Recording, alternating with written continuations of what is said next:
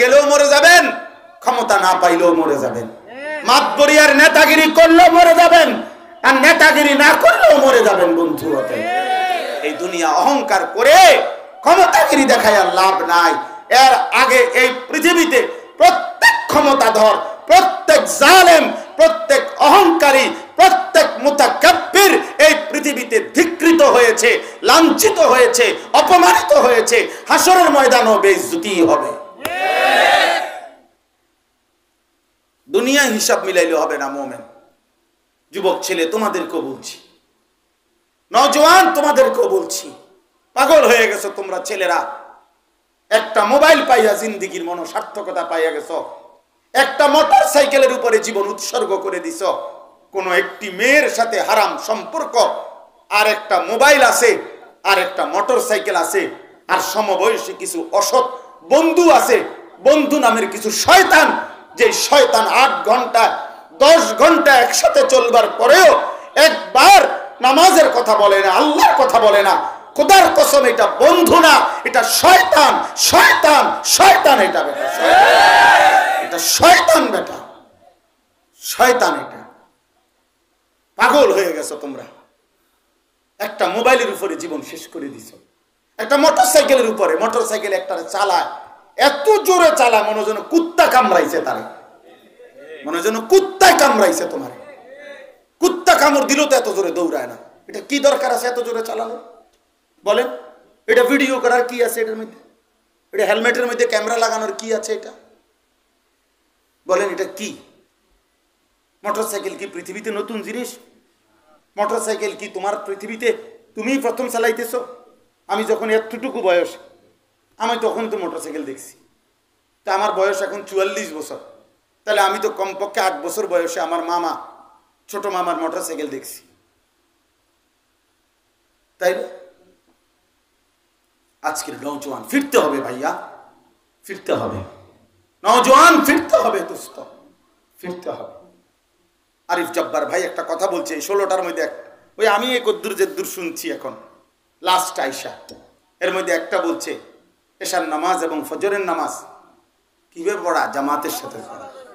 ফজরের নামাজ, ফজরের নামাজ মুমিনের নামাজ।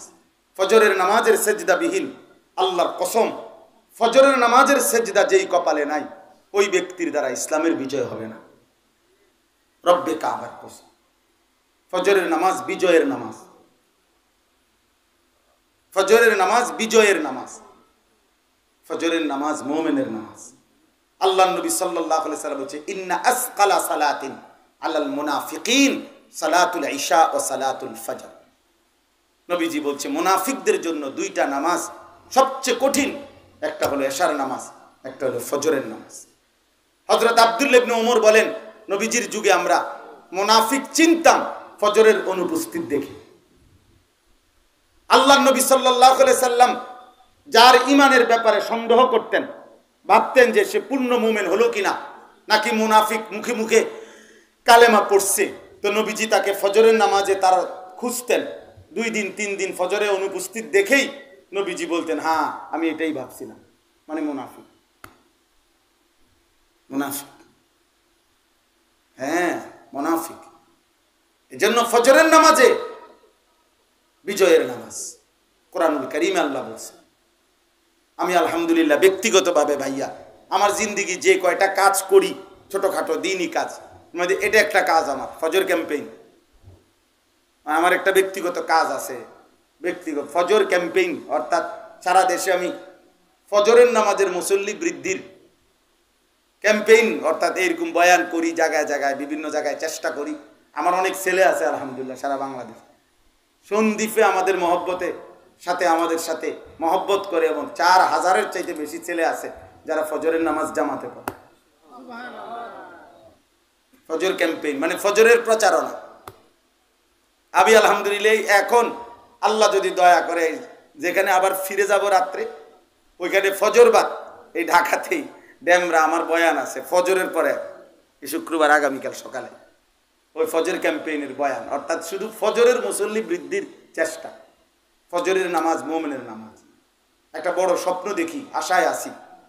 হাদিসের মধ্যে আছে কিতাবের মধ্যেও আছে, আমার কাছে ওই আরবি কিতাব আছে, ইয়াহুদীদের ধর্মগ্রন্থ তাওরাত, ওই কিতাবের মধ্যে আছে যে মুসলমানদের ওই জামাতের দ্বারা ইয়াহুদীদের চূড়ান্ত পতন হবে যাদের এশা এবং ফজর বরাবর। জানেন এটা? এশা এবং ফজরের নামাজ যাদের বরাবর, তাদের দ্বারা ইসলামের, মাহাদির এবং ঈসা আলাইহিস সালামের বাহিনীর চূড়ান্ত বিজয় অর্জন হবে, দাজ্জালের বাহিনীর চূড়ান্ত পতন হবে, ইয়াহুদীদের চূড়ান্ত পতন হবে ইনশাআল্লাহ। ফজর এবং জুমা বরাবর। এখন বলেন, আমাদের ফজর আর জুমা বরাবর? বলেন না কেন? আমাদের সব মসজিদে জুমা আর ফজরের মুসল্লি বরাবর 50, অর্ধেক অর্ধেক, 4 ভাগের 1 ভাগ। তাইলে এখনো বিজয় অনেক দূরে, এখনো বিজয় অনেক দূরে, এখনো বিজয় অনেক। দুইটা স্লোগান দেওয়া সহজ, স্লোগানও না আমিও দিতারি। আমি স্লোগান দিলে ইনশাল্লাহ মাঠ গরম হয়ে যাবে। আমি একসময় স্লোগানে কররা ছিলাম, আমার প্রসিদ্ধতা ছিল ছাত্র জীবনে। বড় বড় হুজুররা, আমার ওস্তাদরা বলতো স্লোগানের দরকার হলে এই চায় স্লোগান, স্লোগান পুরা মাঠ গরম করে ফেলতে পারতাম স্লোগান দিয়া, আলহামদুলিল্লাহ। হ্যাঁ, আমার ওস্তাদ চৌধুরীপাড়া মাদ্রাসার আল্লামা ইসাক ফরিদি রহমতুল্লাহ আলাইহি মারা গেছেন। হুজুর হুজুর আমার একদিন বলছে, আনিস ওই ইঞ্জিনিয়ার্স ইনস্টিটিউট মিলনায়তনে আলেমদের সেমিনার হবে, 2-1টা স্লোগান দিতে পারে এরকম 2-1জন ছাত্র লোক। আমি হুজুর আপনি যান, মিটিংয়ে যান, আমরা আসতেছি, দেখবেন স্লোগানের টাইমে টের পাইবেন স্লোগান কারে করে। স্লোগান দিতে পারি ভাইয়া, 2-4টা স্লোগান দিলে হবে না দোস্ত। ডিজাইনেবল ইসলাম বানাইলে হবে না, মডারেট ইসলাম বানাইলে হবে না, আধুনিক ইসলাম বানাইলে হবে না। ইসলামের সাথে আধুনিক লাগানো, এটা ইসলামের উপরে জুলুম করা। ইসলামই আধুনিক, যা দিন তাই সুন্দর, তাই যৌক্তিক, যেটা নবী সাল্লাল্লাহু আলাইহি সাল্লামের সুন্নাত, খোদার কসম ইসরাফিলের ফু পর্যন্ত এটাই সবচেয়ে আধুনিক, এটাই আধুনিক। অতএব কোনোভাবে দয়া করে জীবনটা নষ্ট করেন না। আমি অনুরোধ করছি, আমি অনুরোধ করছি, একটা ছেলে হলো ফিকির করেন, একজন বাবা হলো ফিকির করেন, হারাম ছেড়ে দেন, হারাম ছেড়ে দেন। আল্লাহ তাআলা বড় বেশি কষ্ট করে, দয়া করে, মায়া করে আমাদেরকে সৃষ্টি করেছেন। এই শেষ, এবার আপনি তর্জমাটা শুনেন, আমার কথা শেষ। দেখেন আল্লাহ কি বলেন। 30 নম্বর পারা, 90 নম্বর সূরা, সূরা বালাদ। আল্লাহ তাআলা বলেন, লা উকসিমু বিহাদাল বালাদ। আল্লাহ বলেন, বন্ধু আমি কসম করছি মক্কা নগরীর। ওয়া আনতা হিল্লুম বিহাদাল বালাদ। কেন মক্কা নগরীর কসম করলাম? কারণ এই মক্কা নগরীতে আপনি থাকেন। আল্লাহ বলে, বন্ধু আপনি যেই শহরে থাকেন, সে শহরের প্রতি ইঞ্চি মাটি, আলো বাতাস আমি রবের কাছে বড় বেশি প্রিয়, বড় ভালোবাসা। আপনাকে যেমন ভালোবাসি, আপনার সাথে সম্পৃক্ত সবকিছু আমি ভালোবাসি। এই জন্য নবীর শহর আল্লাহ ভালোবাসেন। নবীজির গায়ে কম্বল ছিল, আল্লাহ বলছে, বন্ধু কম্বলটাও আমি ভালোবাসি। ইয়া আইয়ুহাল মুজাম্মিল। নবীজির গায়ে চাদর ছিল, আল্লাহ বলছে, বন্ধু আমি আপনার চাদরটাও ভালোবাসি। ইয়া আইয়ুহাল মুদ্দাসসির, হে চাদর পরা নবী আমার। শুনেন,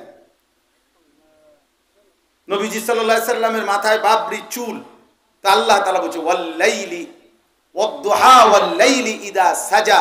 এই ওয়াল লাইলি ইদা সাজার একটা অর্থ হলো, হে নবী আপনার ঘন কালো সুন্দর কালো চুলের কসম করছি। নবীজির চেহারা মোবারক ছিল অনেক বেশি সুন্দর, আলোকোজ্জ্বল। আল্লাহ বলেন, এটাও আমার প্রিয়। ওয়াদ দুহা, আমি আপনার ওই সুন্দর আলোকোজ্জ্বল চেহারার কসম করছি। এই ওয়াদ দুহা শব্দের এটা একটা তাফসীর। আল্লাহ বলছে, বন্ধু আপনার প্রতি অঙ্গ আমি ভালোবাসি, আলাদা আলাদা। এই জন্য আমি আপনার এক একটা অঙ্গ কোরআনে আমি আলাদা আলাদা উল্লেখ করছি। আলাম নাশরাহ লাকা সাদরাক, সাদরাকা আপনার বুক। আল্লাযী আনকাদা যাহরাকা, যাহরাকা মানে আপনার পিঠ। নবীজিকে বলছে, কাদ নারা তাকাল্লুবা ওয়াজহিকা, ওয়াজহিকা আপনার চেহারা। লা তামুদ্দান্না আইনাইকা, আপনার দুই চোখ। আইনাইকা আপনার দুই চোখ। ফালাআল্লাকা বাখিউন নাফসাকা, আপনার নফস, এভাবে একটা একটা অঙ্গ আল্লাহ তাআলা নবীজির উল্লেখ করছেন। মানে বন্ধু, আপনার হাসি, আপনার হাঁটা, আপনার ঘুম, আপনার আহার, আপনার নিদ্রা, আপনার সবকিছু 63 বছর জিন্দেগির একটি একটি বিন্দু বিন্দু বিসর্গ আমি রব্বুল আলামিন আমার নিজ হাতে যত্ন করে আমি সাজায় দিছি। ওয়া ইন্নাকা লাআলা খুলুকিন আযীম। আল্লাহ বলেন, আমি দুইটা পছন্দ করে বললাম বন্ধু, সবচেয়ে সুন্দর আখলাক, চরিত্র, রূপে গুণে সব উত্তম গুণে আমি আল্লাহ আপনাকে সাজিয়ে পাঠিয়েছি। পৃথিবীবাসীর সামনে আমি আল্লাহ চ্যালেঞ্জ করলাম, 63 বছর জিন্দেগির 1 সেকেন্ডে কারো যদি ক্ষমতা থাকে একটা লাল কালির দাগ বসাক। নবীর 63 বছরের হায়াতে 1 সেকেন্ডের উপরে পৃথিবীর কোন বেঈমান আজ পর্যন্ত একটা লাল কালির দাগ বসাইতে পারে নাই। যে মুহাম্মদের এই আচরণটি সুন্দর হয় নাই, এমন কোন আচরণ নেই। আচে খুবা হামাদারান তু তনহা দারি। আল্লামা ইকবাল বলছে, হে নবী, ১৬ লক্ষ নবীর যত গুণ সব একা আপনার মাঝে তালাশ করে পাই।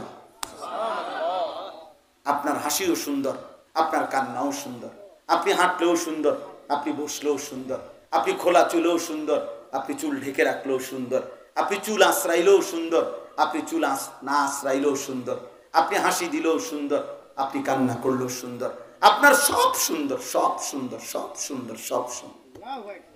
হায় হায় বন্ধু, কারে পছন্দ কইরা দাড়ি কাটলা? হায় হায়, বোকামি করলে, বোকামি। এই আমি তো সব সময় বলি, কারো রাগ করলে আরেকবার আইলাম না, আর এমন দ্বিতীয়বার আসার নিয়ত ওয়াজ করি না। বাকি এটা সত্য। কারে এই পৃথিবীর কোন কাফের মুশরিক বেঈমানও নাস্তিক মুরতাদ আজ পর্যন্ত প্রমাণ করতে পারে নাই দাড়ি কাটার মধ্যে কোনো বিশেষত্ব আছে বা সৌন্দর্যের কিছু আছে।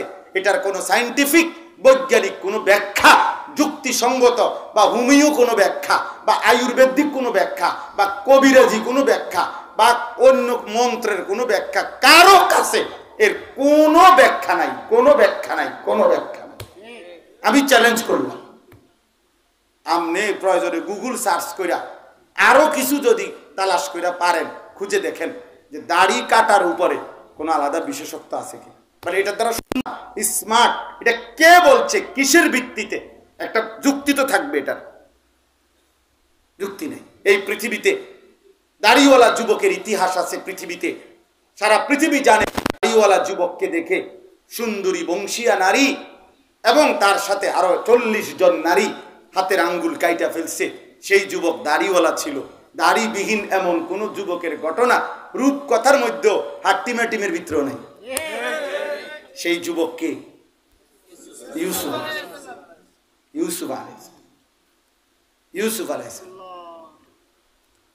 অতএব আনতা হিল্লুম বিহাদাল বালাদ, আল্লাহ বলে বন্ধু আপনি এই শহরে থাকেন, এজন্য সুন্নাতের অনুসরণ করবেন। সুন্নাতের নবী সাল্লাল্লাহু আলাইহি সাল্লামের একটা একটা সুন্নাত, একটা একটা। বেঈমানের মতো চুল রাখো না কোনো যুবক।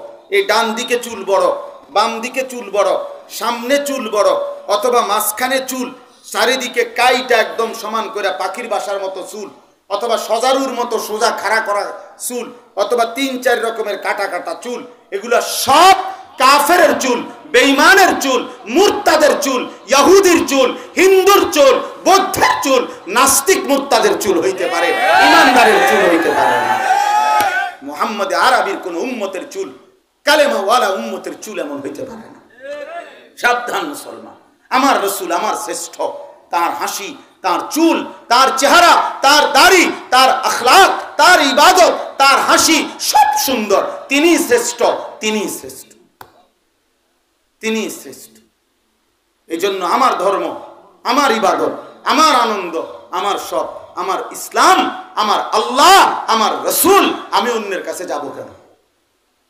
কেন যাব বলেন? যাব না ইনশাআল্লাহ। বলেন ইনশাআল্লাহ, সবাই বলেন ইনশাআল্লাহ। আল্লাহ আমাদেরকে তৌফিক দান করুন। পরিষ্কার বললাম, কোন আমরা কারো উপরে আমরা আঘাত করব না, কারো উপরে আমরা জুলুমও করব না, কিন্তু মুসলমানের কোন বাচ্চা, ইমানদারের কোন সন্তান হিন্দুর দুর্গা পূজা দেখতেও যাব না। বলো ইনশাআল্লাহ, বলো ইনশাআল্লাহ। বেঈমানের দুর্গা পূজার মধ্যে একবার উকি দিত যেও না, তোমার ঈমান হুমকির মুখে পড়বে, তোমার ইসলাম হুমকির মুখে পড়বে, তোমার ধর্ম হুমকির মুখে পড়বে। ধর্ম যার যার, উৎসব সবার, এটা মিথ্যা কথা, এটা কুফরি কথা, এটা কাফেরের কথা, এটা বেঈমানের কথা, ঈমানদারের কথা হইতে পারে না। এটা বেঈমানের কথা হইতে পারে। ধর্ম যার যার, উৎসব সবার, না না, আমরা এটা মানি না, আমরা এটা মানি না। আমার ধর্ম আমার ইবাদত, আমাদের ধর্মে কোনো আলাদা উৎসব নেই। রমজানের ঈদ এটা উৎসব, তাহলে আমরা 2 রাকাত নামাজ পড়ি কেন আলাদা? কোরবানির ঈদ এটা উৎসব, তাহলে আমরা আলাদা নামাজ পড়ি কেন? আলাদা নামাজ পড়া এটা উৎসব, কোরবানির দিনে পশু জবাই করা এটা উৎসব, এটা ইবাদত। বলেন না কেন? মুমিনের হাসিও ইবাদত, মুমিনের কান্নাও ইবাদত। মুমিন তার স্ত্রীকে ভালোবাসে, এটাও ইবাদত। মুমিন তার সন্তানকে ভালোবাসে, এটাও ইবাদত। মুমিন স্বামী স্ত্রীর মেলামেশা করে, আল্লাহর রাসূল বলছে এটাও ইবাদত, এটাও সাদাকা। ওয়াফি বুদআ আহাদিকুম সাদাকা। নবীজি বলছে তোমাদের স্বামী স্ত্রীর হালাল মিলন, স্বামী স্ত্রীর হালাল সম্পর্ক, সেটাও সাদাকা। অতএব তোদের ধর্ম তোদের উৎসব, আমাদের কোনো আপত্তি নেই। তোমার ধর্ম তুমি ঠ্যাঙালগি দিয়ে নাচো, আমার সমস্যা কি? কথা বোঝেন না? আমি তো তোমাকে বাধা দিচ্ছি না, তুমি আমার ডাকো কেন? ডাকো কেন? মনে রাখবেন আল্লাহর নবী সাল্লাল্লাহু আলাইহি ওয়াসাল্লাম বলছে, আমি নিজে হাদিস পড়ছি,